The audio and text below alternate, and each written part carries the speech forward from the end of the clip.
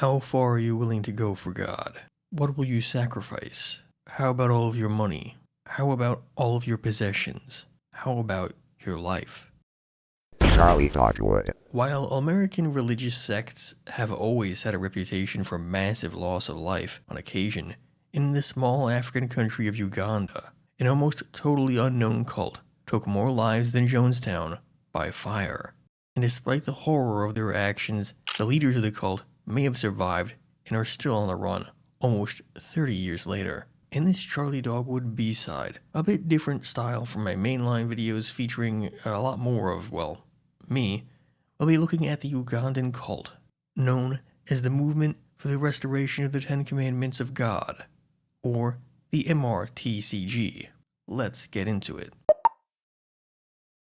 Like most African countries, when Uganda became independent, it had some very serious issues. There was tons of social turmoil and upheaval, ranging from tribal issues to not having enough people who knew how to work in the government or in certain economic enterprises like mines or in certain factories, or just how to keep things working normally, or even just how to collect taxes. There were a lot of questions, and unfortunately, Uganda was one of those countries that had a lot of issues as soon as it became free. In 1965, Prime Minister Milton Obote suspended the constitution. In 1971, Idi Amin seized power, and Idi Amin is both destructive for Uganda's economy and is easily one of the top crazy dictators from Africa. But is it true that you said Hitler didn't kill enough Jews during the war?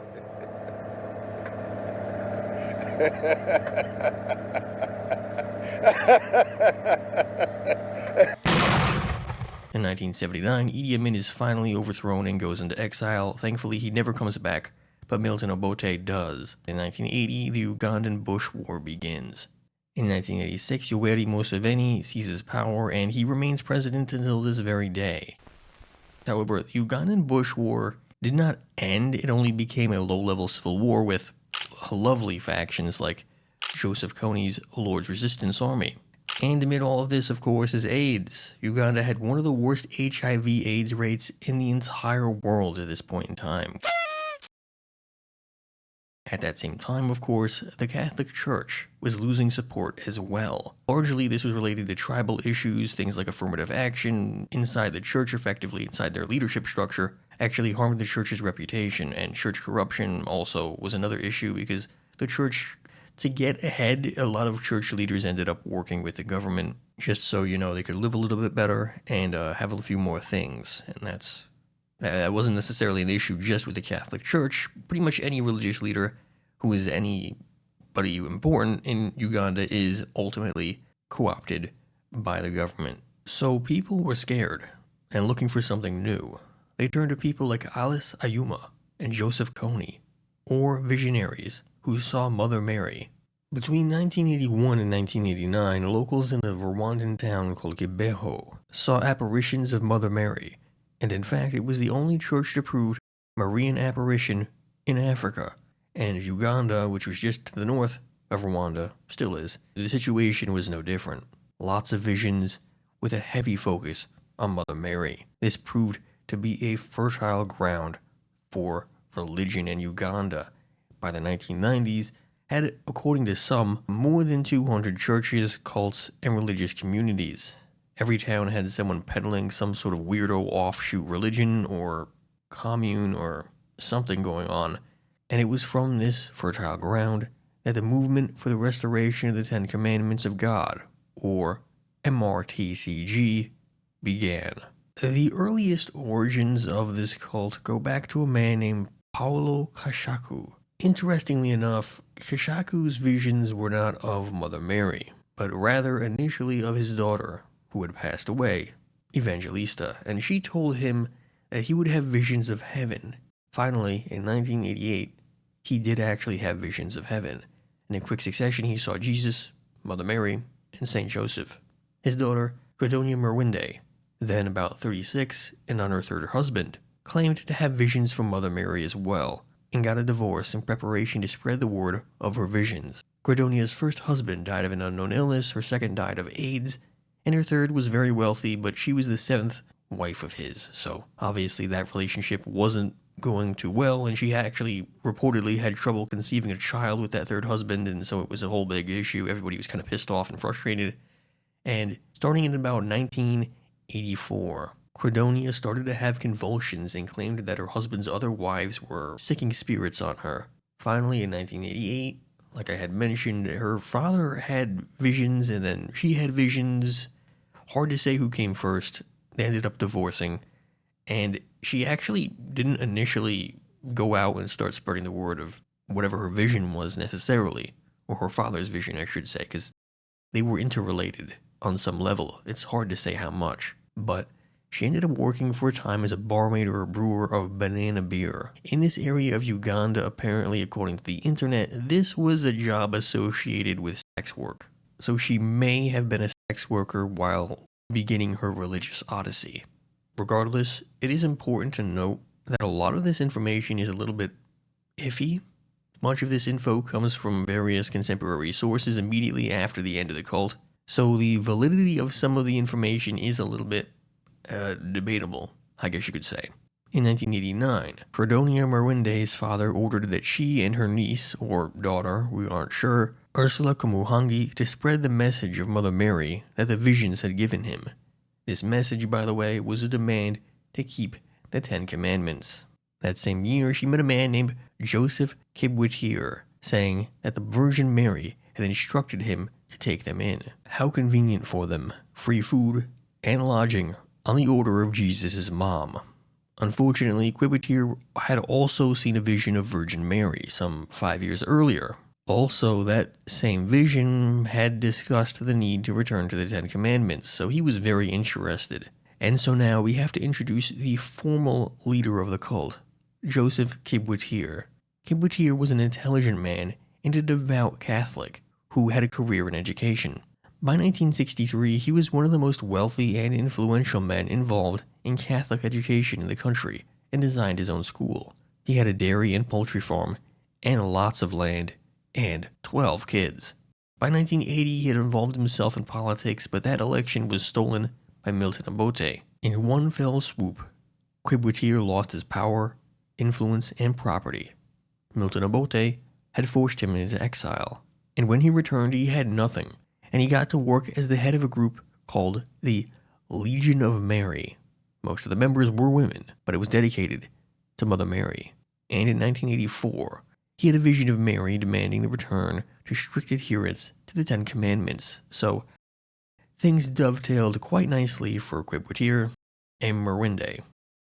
Unfortunately, when Credonia added that she had also had a vision of a man named Joseph who she would meet with and change the world together with, the deal was closed.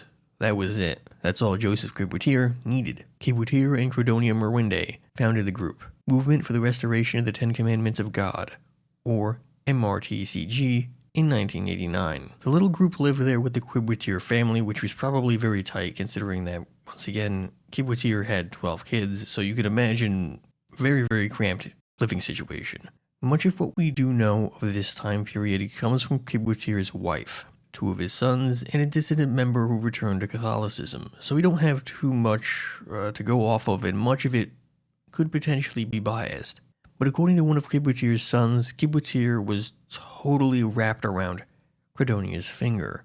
She could order him to do whatever she wanted, and that is pretty frightening when you consider some of the things that she got up to. To quote one son of Kibwetir named Juvenal Rogambwa, "Everything went wrong when those women came to live in our house. They all pretended to have visions. All they wanted was power, and to dress nicely and eat nicely." The group began to grow fast in this awful situation that Uganda was in. Like I said, the Ugandan Bush War, AIDS, it was a total mess in Uganda at this time, unfortunately. And they were joined by several individuals, 2 nuns and several priests, including one notable one named Dominic Kataribabo. Kataribabo spent time studying at Loyola Marymount University, and according to people who knew him at the time, he was an ordinary student. But while there, Kataribabo became dedicated to the Nisida apparitions, a series of visions of the Virgin Mary by a woman named Mary Ann Van Hoof. Van Hoof's visions were McCarthyist in nature, and venerated McCarthy as a spiritual warrior for America. She even claimed to have visions of Soviet submarines and missiles.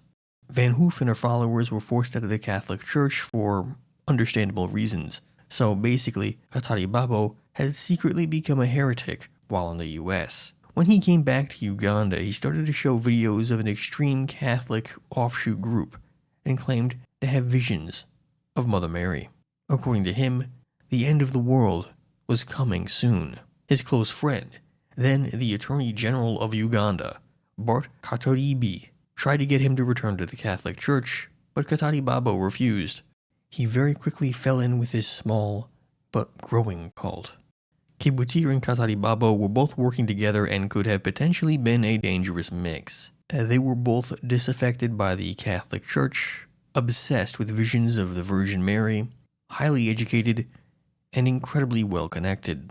Like I said, Katari Babo knew the Attorney General of Uganda at the time. He was actually very, very highly enmeshed in the leadership of the country. And both of them were also highly of the opinion that the world was ending soon. Credonia Merwinde would declare that the world would end at the turn of the century, which, for them, they were incredibly serious about. No jokes, no ploy to exploit followers. They were deadly serious about this. For them, the end of the world was coming very, very soon.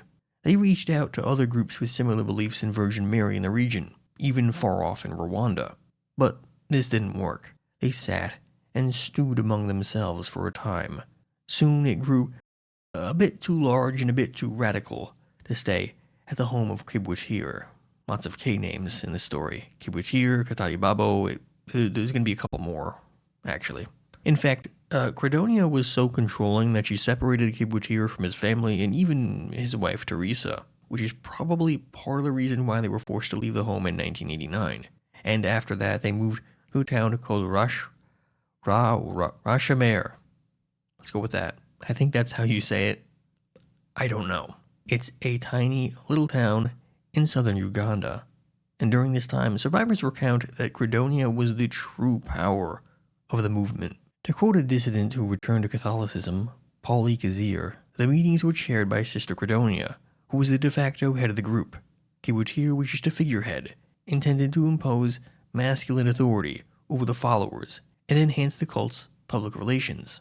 For example, they say that Credonia put the focus on the apocalypse in the group, but Katari Babo is also known to have a focus on the apocalypse. Info for this case is still shaky and sometimes self-contradictory. Unfortunately, there's not a whole lot we can do to get more information. It's far enough in the past and so uninvestigated, and people have died, and there's so few survivors or witnesses that we don't really know all of the information, and we probably never will. Anyway, in 1991, Credonia Merwinde's father died.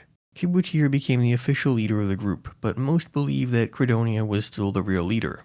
In 1992, village elders forced the steadily growing group out of Rashamere. However, this is another point of contradiction.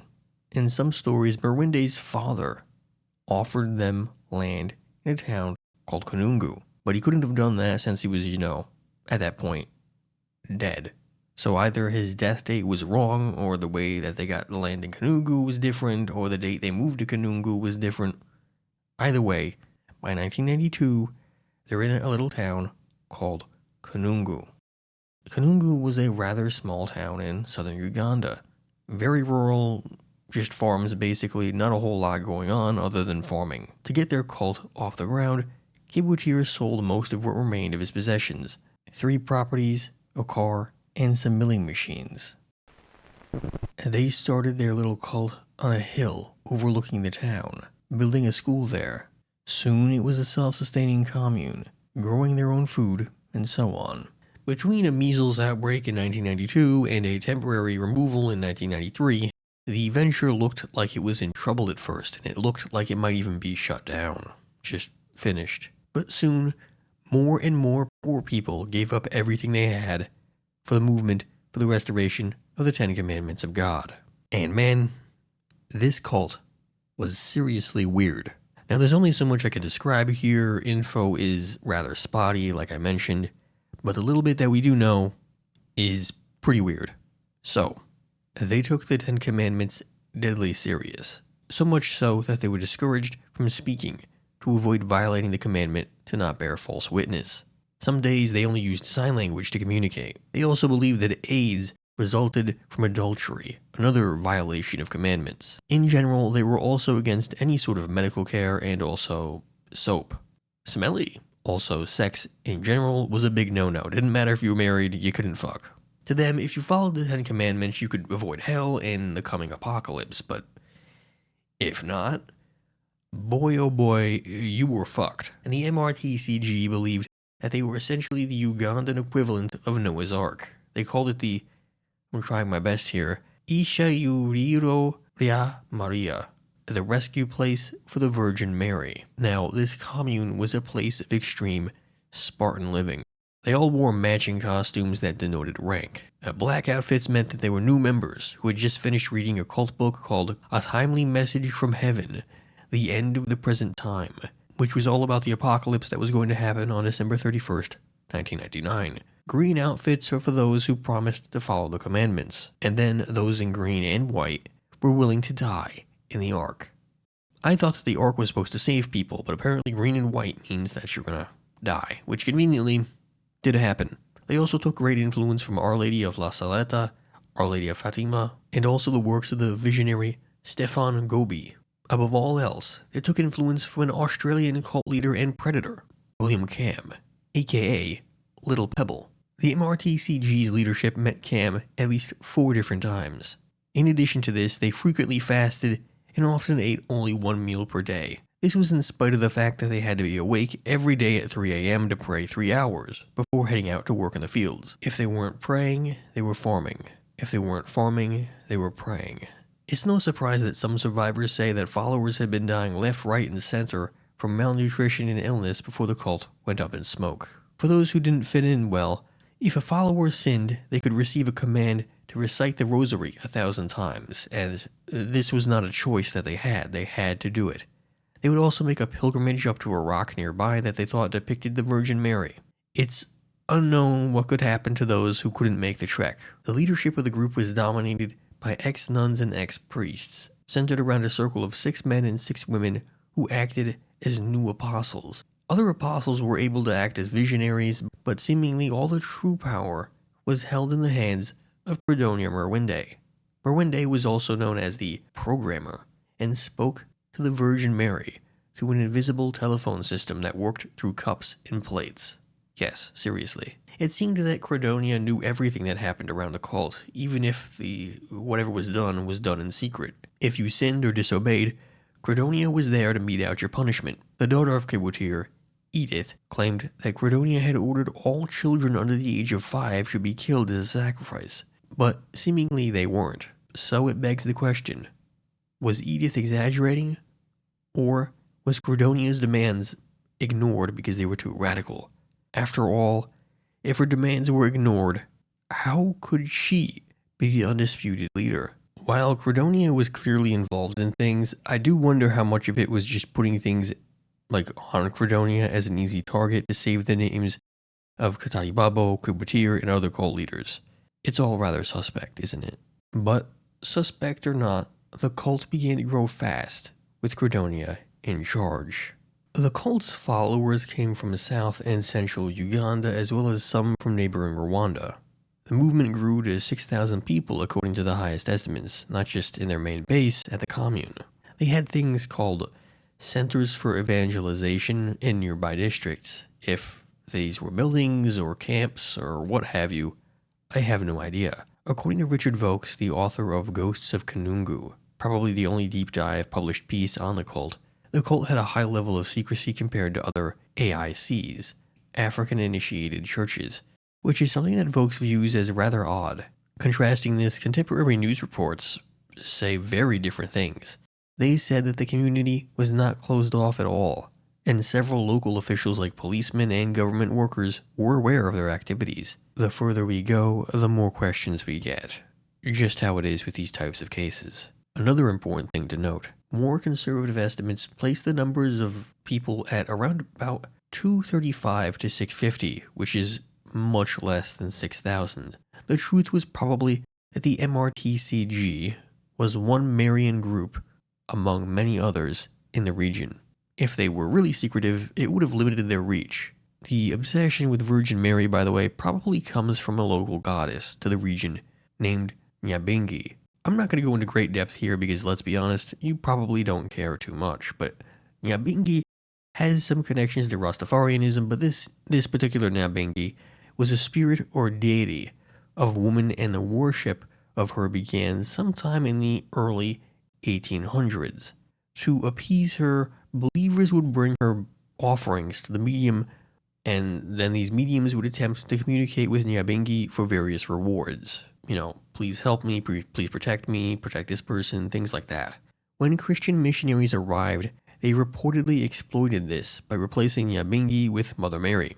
Given that Nyabingi was a spirit that would possess people, you can see how visions of the Virgin Mary or Mother Mary would take off like that in the region. So, unsurprisingly, the cult fell into controversy eventually. Think about it. The People's Temple, the Rajneeshi, Scientology. Eventually, cults reach a point where criticism becomes almost impossible to escape. And as much as the cult had grown, it was also very poor. Most people who joined the cult were poor. In fact, according to some, the poorest of the poor. So when they ended up joining the cult and sold all their belongings for the cult, they were left with nothing at all.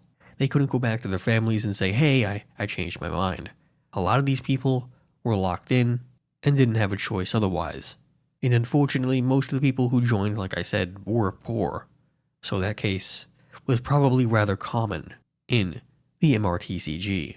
But this also meant that the MRTCG itself was, as an organization, poor. Some 60 or so children actually lived at the outhouses there. They had nowhere else to stay. So they lived in the outhouses. These outhouses were overfilled, humid, and they were fly infested. It only gets worse. Disease and malnutrition also plagued the cult, and given that they believed in constant work and no real medical assistance, meant that plenty of people died for no reason at all. At last, in 1998, finally, things were shut down. They were accused of unsanitary conditions, child labor, and child kidnapping. All of these, by the way, seem to have been true, but they were still allowed to reopen not long after. So it's possible that some of the charges were somewhat exaggerated to some degree, or they had connections to somebody, or something happened. But as far as unsanitary conditions go and child labor goes, yeah, those are accurate. Also, by no means was this the only cult that was suppressed during this time. Around about 1998 to 1999, there were tons of cults that were being suppressed. The cult known as the World Message Last Warning Church was raided. It was led by a doomsday prophet named Wilson Bouchara. While there, the police found 7 girls who had been sexually assaulted, 3 boys who were imprisoned, and 18 shallow graves. The police also raided another illegal camp in an area called Ntusi, where a cult led by a teenage priestess named Nabasa Gajwa, who only ate honey, resided. There was no mention of how many bodies they were there. But such as it is, there were plenty of cults in Uganda, like I said. And at this time, the MRTCG, in a lot of ways, wasn't unique or special. But there was one way that they were. Because for a long time, the church had predicted the apocalypse to be set for December 31st, 1999. As time drew on, and the promised day got closer, they became more and more frantic. To quote an interview with a follower published in a Ugandan newspaper, Sunday Vision, "The world ends next year. There is no time to waste. Some of our leaders talk directly to God. Any minute from now, when the end comes, every believer who will be at a yet undisclosed spot will be saved." A teacher in the cult added, "This is not a religious sect. It is a movement for the restoration of the 10 Commandments. The 10 Commandments have been distorted. We are putting them right." The cult sent out numerous copies of their books to famous people like the Pope or the President of Uganda, Yoweri Museveni, and a whole lot of other people. In addition to this, it seems that Kibwetir, the formal leader of the cult, had even been treated for bipolar disorder a year or so, give or take, before December 31st, 1999. So even at the highest rungs of the cult, people were feeling the pressure. In the lead up to December, cult members had been told to sell what remained of their belongings and pay off their debts. Katari Babo, had even sold his home to his nephew at some point. There had been digging at the residence, but he said it was for a new latrine, and that a second pit in the home was for a refrigerator. It was just a flurry of activity at Kanungu. People were confessing sins, selling clothes and cattle as fast as they could. They were even desperate in re-recruiting former members. And all the work in the fields had stopped. However, on December 31st, 1999, nothing happened. The movement began to fall apart right away. Whatever regular payments that were coming into the cult, or church, whatever you want to call it, those had dropped off. Some members had even been demanding refunds, apparently, because they were forced to sell their property. So, how could the leaders of the cult pay that back? The answer is that they couldn't. March 17th, 2000 was decided as the new date of the end of the world. This declaration was seemingly done to slow the falling apart of the cult, or maybe because they had convinced themselves of this new reality. Either way, what happened next was horrible. The date is March 15th, 2000. The members had a massive party that day. They roasted 3 bulls and drank some 70 crates worth of Coca-Cola, apparently. It was a big party, and I guess people had fun. Maybe. It's hard to say. I suppose they weren't talking too much during the party, so it probably wasn't that exciting, unfortunately. On the following day, on the 16th, they prayed all through the night into the morning. The party was over. Shit was serious now. The following morning on the 17th, at around about 10 a.m., the members assembled in the dining hall. The windows had been boarded up from outside, and the doors were locked. About a half an hour later, a massive explosion rocked the countryside in Kanungu. Nearby villagers could see that an explosion had occurred at the cult's compound, and that a fire was ravaging what remained. As the fire died, police and locals who had family or friends in the cult looked over the ashes, trying to find their loved ones. They couldn't understand why it had happened. It was bizarre. It wasn't something that really happened in Uganda. Soon, proof that Katari Babo had bought 50 liters of sulfuric acid, which was likely used to start the fire, had appeared. And now any doubts as to what had happened were gone. The cult, as strange as it was, had destroyed itself, like so many others. But like I said, in Uganda, that didn't really happen. Cult leaders maybe killed others.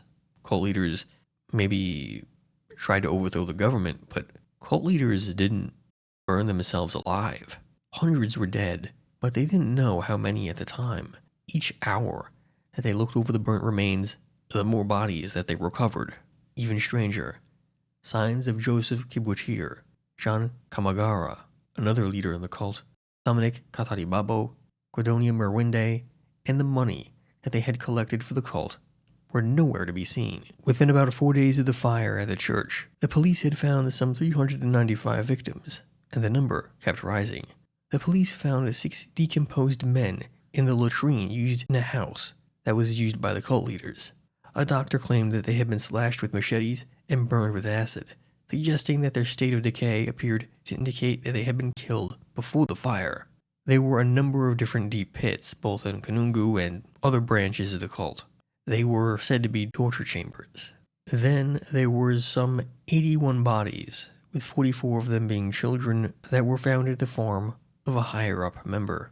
Then 155 bodies were found at the former property of Katari Babo.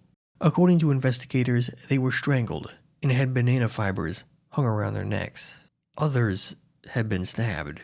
28 additional bodies were found under the concrete floor of Katari Babo's house. Additional investigation by the police revealed that some had been strangled and others were just straight up stabbed. The police suggested that 3 weeks before the fire at the church, they were killed. Later reports seemed to suggest that the bodies had instead been piled up over the years rather than in one single incident. However, others noted that the bodies were unlikely to have been buried together without coffins like that in Uganda, where proper burials for bodies were considered important for the dead, supposedly. I'm not from Uganda, obviously. And it's also important to note that Uganda didn't have the proper level of forensic resources for this many bodies. Just digging up the bodies, identifying them, and reburying them was difficult for the country at this point. Never mind trying to do, deep investigation on what killed each body. I mean, it was just too much. To quote Detective Superintendent Terence Kenyera, there must have been a middle cadre, or several, who were then killed in the Kanungu fire. Suicide is very un-African, and if it ever does happen, our way is by hanging. No, this was a murder. There were a lot of different moving pieces in the incident, and it was hard to figure out everything that happened, especially if you don't have enough resources. At the cult's compound, 153 dead were found, having been burnt. And you do not want to see these bodies. There is at least one photo of one of the bodies, and it's just bad. Ultimately, after the excavations had finished, the death toll had risen to 924 dead, more than Jonestown. Surprisingly, among the dead was the body of the Catholic priest turned cult preacher, Katari Babo. But the other leaders and the money was still missing. Witnesses say that they saw a cult member with a hammer and nails after he left the compound, and that they saw Kibwetir and Credonia Marinde running away from the compound, holding small bags after the fire. Another witness, one of the survivors this time, claimed that Kibwetir wasn't even in Kanungu when the fire happened. That witness also saw Credonia Marinde running through a field by herself after the fire. Almost immediately after the news hit the global news circuit, people were shocked. But some were actually disputing the narrative that was emerging in organizations like CNN, New York Times, and so on. There were a variety of reasons why, and some suggested even that the cult had been taken advantage of somehow, or that they had been murdered, or that their deaths had been used as a way to cover up the murders of political dissidents by police and things like that. Richard Vokes, the man who wrote the book Ghosts of Kanungu, heavily criticized the mainstream media telling of the cult. Vokes argued that many of the bodies not buried at the compound were victims of a malaria epidemic from about 5 or so years ago before the fire, and then there was a second epidemic on top of that in 1998, giving you 2 different epidemics that could have resulted in those bodies. Other investigations seem to back up that theory. Vokes also argued that the fire was not a mass murder, but a consensual event, and that the mass murder angle was something that was pushed by the foreign press and not any information on the ground. Regardless, it's unlikely that we'll ever get the full, true story, unless international warrants still exist for both Kibwetir and Credonia. Both are surprisingly still believed to be alive as well. In fact, in 2014, reports surfaced that Kibwetir was seen in the southern African country of Malawi. The pair could still be out there, though Kibwetir would be 94 and Credonia Marinde would be 73 years old, perhaps too old to be on the run anymore. In the aftermath of the fire, the Catholic Church in the area refused to hold Mass for the people who had perished because they had taken their own lives. In the modern day, the cult's compound in Kanungu has become a tea plantation, but still, the old ruins of the cult remain, slowly rotting away, forever in the aftermath of a fire that stole the lives of so many. If you enjoyed, please consider subscribing, liking, commenting, and sharing the video. Also, feel free to check out my Twitch and stream VOD channel. All links are in the description. Without further ado, please check out this video. It's pretty good. Hope you enjoyed the video. Good stories only. Thank you.